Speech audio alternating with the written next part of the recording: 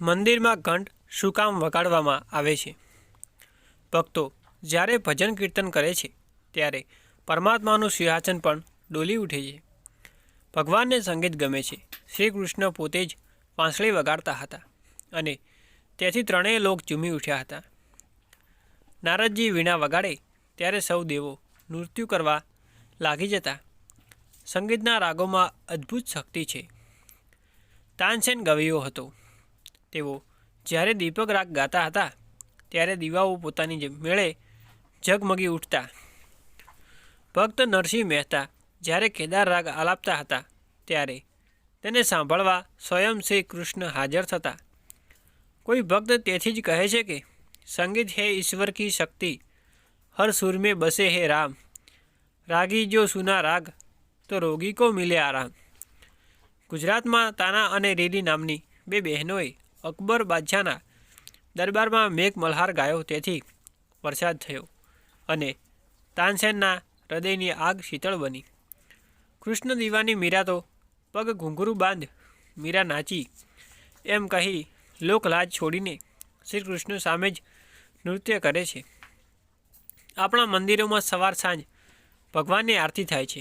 આ આરતી ટાણે ઘંટ, નોબત, જાજા, પખાસ વગાડી ભક્તો ભગવાનને રીઝવે છે. સામાન્ય રીતે પણ જ્યારે ભક્ત મંદિરમાં દર્શન કરવા આવે છે ત્યારે મંદિરમાં લટકતા ઘંટને જરૂર વગાડે છે. આપણે મંદિરમાં દર્શન કરવા જઈએ છીએ. આ પ્રશ્ન ઘણાને થાય છે કે દરેક મંદિરમાં ઘંટ શા માટે રખાતો હશે અને ભાવિક ભક્તની ઘંટ વગાડવા પાછળની પ્રેરણા શી હશે?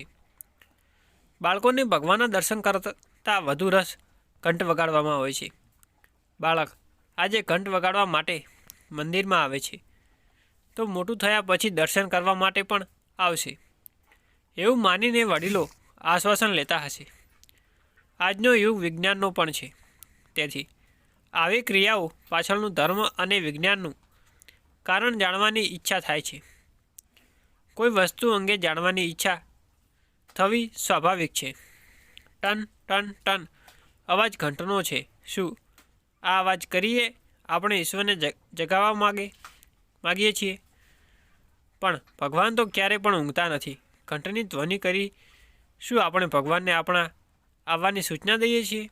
પરંતુ ઈશ્વર તો અંતર્યામી છે, તે બધું જ જાણે છે.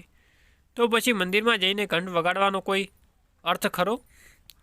આપણા શાસ્ત્રકારો આપણને આ પ્રશ્નનો જવાબ આપતા કહે છે કે મંદિરમાં જઈને ઘંટ વગાડવો એ અર્થ છે કે ઘંટની ધ્વનિ શુભ છે, મંગલમય છે. આ ધ્વનિ જ્યારે હવામાં પસરે છે અને ધ્વનિ તરંગો ઉત્પન્ન કરે છે ત્યારે વાતાવરણ આધ્યાત્મિક આનંદથી છલકાય છે. ઘરની પૂજામાં પણ નાનકડી ઘંટડી રાખીએ છીએ અને પૂજા સમયે તેને વગાડીએ છીએ. આ નાની ઘંટડીથી પણ જે ધ્વનિના તરંગો નીકળે છે તે ઘર અને તેની આસપાસના વાતાવરણને અદ્ભુત આનંદથી ભરી દે છે. ઘંટ કે નાનકડી ઘંટડી જ્યારે વાગે છે ત્યાંના વાતાવરણમાં પવિત્રતા આવે છે. અશુભ તત્વોને, અનિષ્ટ અને અસુરી તત્વોને આ ઘંટના નાદથી, ઘંટડીની ધ્વનિથી ભાગી જાય છે. મંદિરમાં ઘંટ વાગે અને આરતી થાય છે ત્યારે મંદિરની આસપાસનો જે કોલાહલ થાય છે ત્યાં કંટરાવમાં દબાઈ જાય છે અને ભક્તોનું ધ્યાન ઈશ્વરમાં સુપેરું લાગે છે.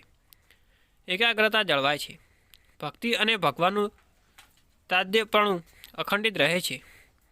વિજ્ઞાન કહે છે કે ઘંટ વગાડવાથી વાતાવરણમાં કંપન ઉત્પન્ન થાય છે, જેનાથી આજુબાજુના વાતાવરણમાં સ્થિત જીવાણુ નાશ પામે છે.